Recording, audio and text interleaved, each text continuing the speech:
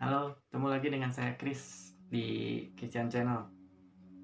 Saya lagi baca-baca nih, dapat juga satu cerita yang cukup lumayan rame sih. Jadi tahun 1912 bulan Juni itu di Amerika ada kejadian pembunuhan. Yang pembunuhan itu termasuk sadis dan mengerikan sepanjang sejarah Amerika sampai saat itu belum pernah ada sesadis itu. Dan sampai sekarang pembunuhan itu belum pernah terkuak siapa pelaku pembunuhannya. Ya, korbannya itu ada 8 orang. Ya, saya sebut deh satu-satu ya. Joseph Moore 43 tahun beserta istrinya Sarah Moore 39 tahun, 4 orang anaknya, Herman 11 tahun, Catherine 9 tahun, Boyd 7 tahun, dan Paul 5 tahun. Juga di situ ada anak dari temennya yang kebetulan nginep di situ, namanya Lena Stillinger 12 tahun, dan adiknya adalah Ina Stillinger. Mereka habis dibantai dalam satu malam dalam satu rumah, dan sampai sekarang mereka masih mencari siapa pembunuh mereka.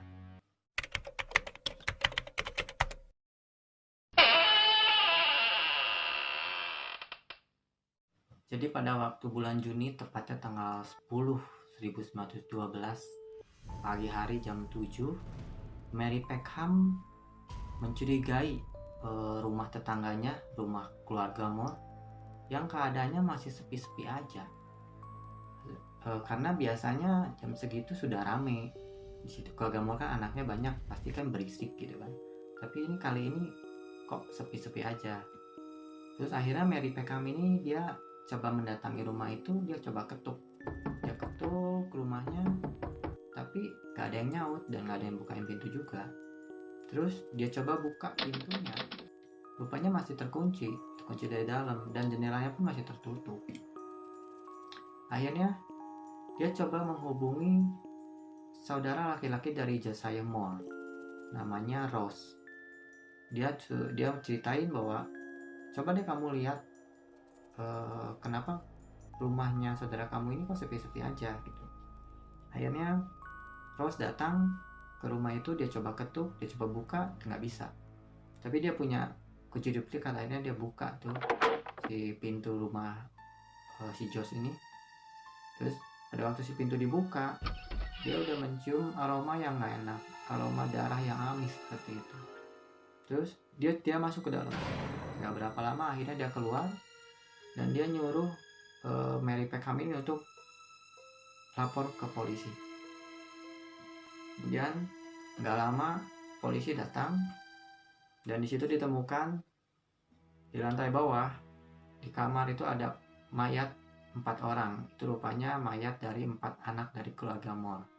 Terus di lantai bawah juga situ ada yang namanya kamar tamu. Di situ ada 2 mayat dari keluarga Stillinger, yaitu Lena dan Ina. Pada waktu ke atas, situ ditemukan juga mayat dari Josiah dan Sarah di dalam kamar masing-masing, dan mereka tergeletak di atas tempat tidur mereka masing-masing. Keadaan posisi badannya itu, pada posisi mayatnya itu sudah cukup menggenaskan, cukup mengerikan, karena sepertinya mereka dihantam oleh kapak. Itu dugaan polisi, karena polisi menemukan kapak di kamar tamu yang ada Lena sama Lena sama Ina itu. Ditemukan kapak yang mungkin secara sengaja ditaruh di situ gitu. Yang kita juga nggak tahu maksudnya, maksud pembunuh ini apa gitu kan. Dan kondisi mayat yang paling mengenaskan itu ada di Josiah Moore, karena kondisinya itu dengan kepala yang dikampak sampai matanya hilang, keluar entah kemana. Terus hasil penyelidikan polisi, kalau mereka itu semua dibunuh dalam keadaan sudah tidur. Dan hasil dugaan dari polisi juga, kalau mereka itu membunuh dulu pasangan suami istri Josiah Moore dan Sarah di lantai atas, karena kemungkinan pembunuhnya ini sudah menunggu mereka tertidur jadi si pembunuh ini udah nunggu dulu di plafon. Atas plafon tuh kayak kalau di luar negeri itu para kita nyebutnya para, rumah itu di atasnya tuh kalau dua lagi kayak bisa jadiin tempat gitu, bisa jadiin tempat main, kadang jadiin kamar lagi. Nah, plafon di atas itu polisi menemukan 2 puntung rokok. Jadi kemungkinan si pembunuhnya sudah menunggu dulu di situ, menunggu sampai semuanya sudah tertidur. Nah, dan plafon atas itu kan lebih dekat ke kamar atas. Jadi dia ngebunuh dulu si Josh sama si Sarah dulu. Setelah itu terbunuh, baru dia turun ke bawah. Dia turun ke bawah, bunuh 4 orang anaknya si Moore, anak keluarga Moore ini. Baru yang terakhir dia masuk ke ruang kamar tamu. Itu ada Lena sama Ina. Dan kemungkinan yang dibunuh terakhir adalah Lena, karena rupanya polisi mengidentifikasi kalau Lena itu rupanya ada melakukan perlawanan. Jadi kemungkinan dia orang terakhir yang dibunuh. Terlihat dari di tangannya itu dia ada bekas luka seperti menangkis sesuatu. Jadi kemungkinan dia ada melakukan perlawanan. Tapi di situ juga polisi mengidentifikasi kalau Lena ini juga sebenarnya mengalami sebuah pelecehan. Karena posisi mayatnya Lena itu ada di agak jauh dari tempat tidurnya. Terus posisinya itu bajunya itu tersingkap sampai ke atas pinggang dan sudah tidak mengenakan pakaian dalam gitu. Jadi kemungkinan Lena ini kena pelecehan dulu sebelum dia dibunuh. Kasus pembantaian ini biasa orang menyebutnya itu Villisca Axe Murder. Jadi pembunuhan yang memakai kapak. Dan pembunuhan ini sampai sekarang masih menjadi misteri. Misteri yang terkubur dengan para korban pembunuhan itu. Karena sampai saat ini tidak ada orang yang bisa dituntut sebagai pelaku pembunuhan. Walaupun sempat ada beberapa nama yang sempat dicurigai. Yang pertama ada nama Frank Jones. Dia seorang pengusaha besar di bidang alat-alat pertanian. Juga dia seorang senator. Juga dia seorang anggota terkemuka dari dari gereja di Villisca. Jadi orang ini cukup ada nama dan cukup disegani.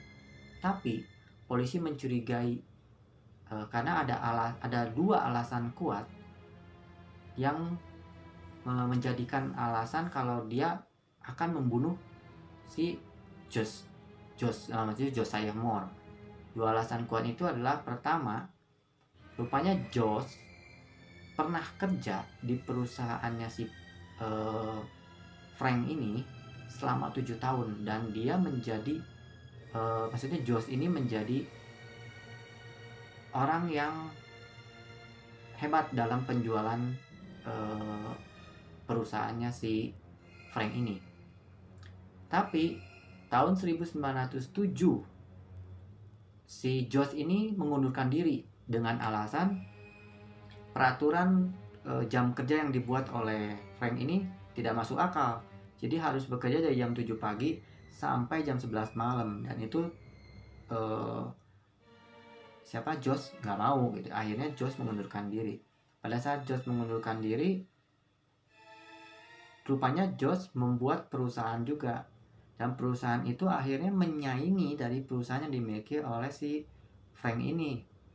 Dan terdapat kabar bahwa langganan terbesarnya dari si Frank John ini juga beralih jadi ke si Josh. Nah, itu membuat si Frank John ini kesel gitu kan sama si Josh.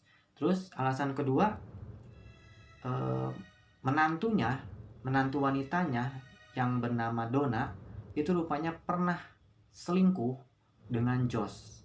Itu menambah si Frank Jones ini kesel karena membuat nama dia jadi jelek, karena kan dia orang terkemuka di Villisca itu. Nah, akhirnya tahun 1912 itu hubungan si Josh sama si Frank ini makin dingin. Bahkan kadang-kadang mereka tidak mau bertemu. Jadi kelihatan kalau si Frank ini membenci sekali sama si Josh. Nah, itulah alasan kuat makanya polisi mencurigai si Frank John ini. Tapi nggak ada bukti yang kuat dan nggak ada saksi juga yang menyatakan kalau si Frank John ini sebagai pembunuh dari keluarga Moore. Karena pertama, bahwa Frank John ini adalah orang yang disegani, orang pasti bela dia dan orang mengatakan nggak mungkin gitu. Terus kedua, orang seumur 57 tahun loh, nggak mungkin katanya dia megang kapak untuk membunuh orang sampai 8 orang gitu kan, itu nggak mungkin. Akhirnya Frank John tidak bisa diadili. Tapi beberapa orang punya pikiran yang berbeda. Dia orang kaya, dia orang punya, dia bisa membayar orang untuk membunuh keluarga Moore. Salah satunya yang berpikir seperti itu adalah James Wilkerson. Dia seorang agen kantor detektif yang terkemuka. Pada tahun 1916, dia membuat pernyataan bahwa Frank membayar seseorang untuk membunuh keluarga Moore. Dan seseorang itu adalah William Mansfield. William Mansfield ini merupakan tersangka kedua dari kasus Villisca Axe Murder ini. William dicurigai membunuh keluarga Moore karena pada tahun 1914 William terbukti membunuh anak dan istrinya di Blue Island, Illinois dengan menggunakan kapak, dan diduga dia membunuh pada tahun 1914 sama dengan cara pada saat dia membunuh di Villisca 1912. Tapi kembali lagi tidak ada bukti-bukti dan tidak ada saksi yang menyatakan kalau William Mansfield ada di Villisca pada tahun 1912, dan terbukti bahwa pada waktu tahun 1912 bulan Juni posisi dia sedang bekerja di Illinois. Jadi William Mansfield tidak bisa diadili dan tidak bisa dijadikan tersangka. Akhirnya William Mansfield pun dilepaskan. Setelah dua orang yang tidak bisa dibuktikan dan tidak bisa diadili, tapi polisi tetap mencari. Dan ditemukan lagi ada satu orang yang cukup dicurigai juga, mempunyai alasan yang kuat juga untuk bisa dijadikan tersangka, bernama Lynn George Jacqueline Kelly. Dia seorang imigran dari Inggris, dan juga dia seorang seperti kayak pengkhotbah, ya kayak pendeta gitulah. Tapi dia itu dinyatakan dan dilihat rekornya itu dia mempunyai kelainan mental. Terus dia juga mempunyai kelainan seksual. Alasan yang membuat si George ini bisa dicurigai adalah karena George sudah ada di Villisca itu pada tanggal 9 Juni 1912, satu hari sebelum atau paginya atau siangnya sebelum malam kejadian. Dia sudah ada di situ. Dia ada di situ karena dia menghadiri acara Hari Anak di gereja. Nah, dan diduganya juga kalau dia itu sudah mengenal lebih dahulu keluarga Moore, karena di acara Hari Anak itu kan dia mungkin dia sebagai pembicara atau sebagai pengkhotbah lah gitu di situ. Acara itu diorganisir itu oleh Sarah Moore, yang Sarah Moore itu adalah istri dari si Josh. Nah, jadi secara nggak langsung kalau si George ini udah kenal dulu keluarga Moore gitu kan.